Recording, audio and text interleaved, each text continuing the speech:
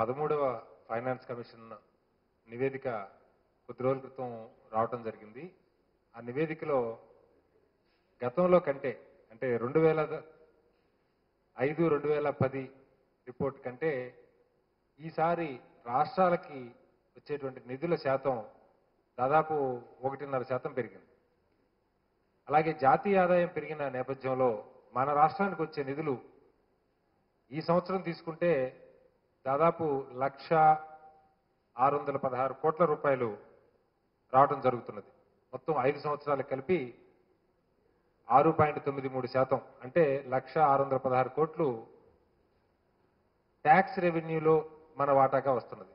అది కాకుండా grant in aid రూపంలో మళ్ళా ఒక 13,802 కోట్లు, వివిధ కేంద్ర ప్రభుత్వాల పథకాలు ఇవన్నీ కలుపుకుంటే సుమారుగా ఒక సంవత్సరానికి కేంద్ర ప్రభుత్వం నుంచి మన రాష్ట్రానికి వచ్చేటువంటి వాటా దాదాపు 25,000 కోట్ల రూపాయలకి చేరుతున్నది. దాంతోపాటు మన రాష్ట్ర బడ్జెట్ ఈ సంవత్సరం 1,13,000 కోట్ల రూపాయలు ఉంది.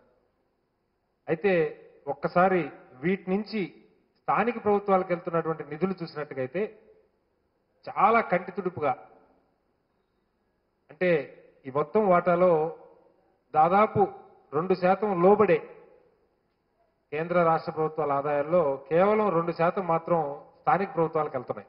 అంటే గ్రేటర్ హైదరాబాద్ మున్సిపల్ కార్పొరేషన్ లాంటి మున్సిపల్ కార్పొరేషన్లు, జిల్లా పరిషత్తులు, మున్సిపాలిటీలు, మండల పరిషత్తులు వీటన్నిటికి కలిపి 2% లోపు నిధులే ప్రత్యక్షంగా అక్కడ ఖర్చు అయ్యేలాగా పరిస్థితులు కనపడుతున్నాయి. లోక్సత్తా దీన్ని చాలా తీవ్రంగా వ్యతిరేకిస్తున్నది.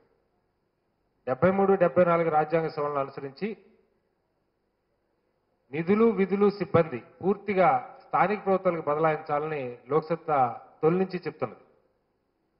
కేంద్రం నుంచి ఎలాగైతే రాష్ట్రాలకి దాదాపు 32% నిధులు వస్తున్నాయో, మేము నిజానికి అది కూడా 50% రావాలని చెప్తున్నాం. ఇప్పుడు ప్రత్యక్షంగా 32% రాష్ట్రాలకు వస్తున్నాం. మొత్తం బడ్జెట్లో కేంద్రం నుంచి మన రాష్ట్రానికి వచ్చేటువంటి, అంటే కేంద్ర ప్రభుత్వం నుంచి వివిధ రాష్ట్రాలకు వచ్చేటువంటి నిధుల మొత్తంలో దాదాపు 7% మన రాష్ట్రానికి వస్తున్నది. మొత్తంగా వాళ్ళు అన్ని రాష్ట్రాలకు కల్పిస్తున్నది కేంద్ర ప్రభుత్వ ఆదాయంలో 32%. కానీ అక్కడి నుంచి కిందకి లోకల్ గవర్నమెంట్స్కి వచ్చేసరికి, స్థానిక ప్రభుత్వాలకు వచ్చేసరికి తూతూ మంత్రంగా, నామమాత్రంగా కేటాయింపులు ఉంటున్నాయి. దీన్ని లోక్సత్తా తీవ్రంగా వ్యతిరేకిస్తున్నది. అయితే ఈ పరిణామంలో కొత్తగా చోటు చేసుకున్న అంశం ఏంటంటే, ఈ 13వ ఫైనాన్స్ కమిషన్ లో వాళ్ళు మెన్షన్ చేసింది లోకల్ అంబుడ్స్మెన్ వ్యవస్థను ఏర్పాటు చేయాలని. అంటే స్థానికంగా కేటాయించిన నిధులు ఏ రకంగా ఖర్చు అవుతున్నాయి, అక్కడ స్థానిక ప్రభుత్వాల పనితీరు ఎలాగుంది అన్నది, అంటే అవినీతి మీద ఒక కోడా జులిపించేటువంటి ఉద్దేశంతో అంబుడ్స్మెన్ వ్యవస్థని, లోక్సత్తా మొదటి నుంచి చెప్తున్నటువంటి అంబుడ్స్మెన్ వ్యవస్థని ఈ 13వ ఫైనాన్స్ కమిషన్ తీసుకున్నది, ఇన్ స్పిరిట్ తీసుకున్నది. దానిలో స్థానికంగా ఉన్న అధికారులు, ప్రజాప్రతినిధుల దగ్గర నుంచి అందరినీ కూడా అంబుడ్స్మెన్ పరిధిలోకి తీసుకొస్తున్నారు. ప్రస్తుతానికి అంబుడ్స్మెన్ వ్యవస్థ గ్రామ పంచాయతీలు, మండల పరిషత్తులు కాకుండా మున్సిపాలిటీలు, జిల్లా పరిషత్తులు, మున్సిపల్ కార్పొరేషన్లకు వర్తింపజేస్తున్నారు. ఇది స్వాగతించదగ్గ అంశం. అయితే దానిలో కూడా రాజకీయ ప్రమేయం లేకుండా చూడాలి. రాజకీయ నాయకులు మనందరికీ తెలుసు, లోకల్ గవర్నమెంట్స్ లో వీళ్ళ ప్రమేయం ఏ రకంగా ఉంటుందో. ఆ అంబుడ్స్మెన్ వ్యవస్థ చట్టం చెప్తున్నది, ఫైనాన్స్ కమిషన్ చెప్తున్నదేమో స్వతంత్ర అంబుడ్స్మెన్ వ్యవస్థ ఉంటుందని చెప్తున్నారు. అయితే లోకల్ గా రాజకీయ ప్రమేయం లేకుండా, రాజకీయ నాయకుల చొరబాటు లేకుండా చూడాల్సిన బాధ్యత ఈ ఫైనాన్స్ కమిషన్ మీద, అలాగే జాతీయ ప్రభుత్వం మీద ఉన్నది. నిధులు ప్రత్యక్షంగా ఆయా మున్సిపాలిటీలకి, జిల్లా పరిషత్తులకు రావటం హర్షించదగ్గ పరిణామం.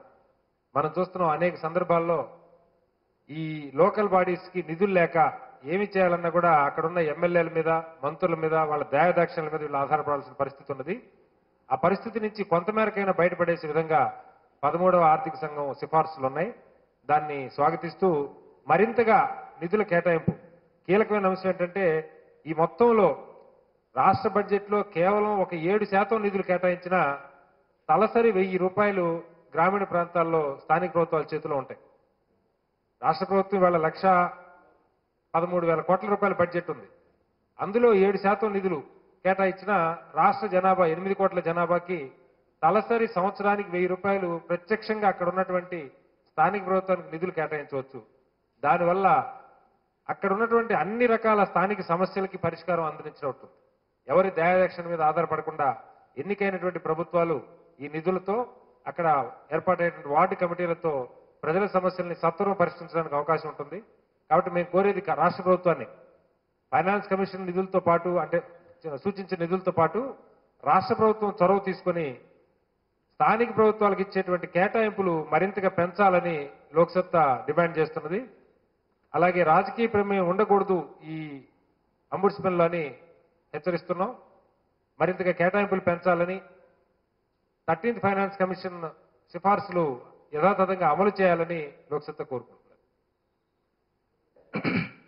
సమాచార హక్కు చట్టం వల్ల కరీంనగర్ జిల్లాలో యువకులు పనికాహార పథకాన్ని వచ్చిన అవకతవకలు 11 లక్షల రూపాయలను బయటపెట్టారు. అది మీ మీడియా వాళ్ళ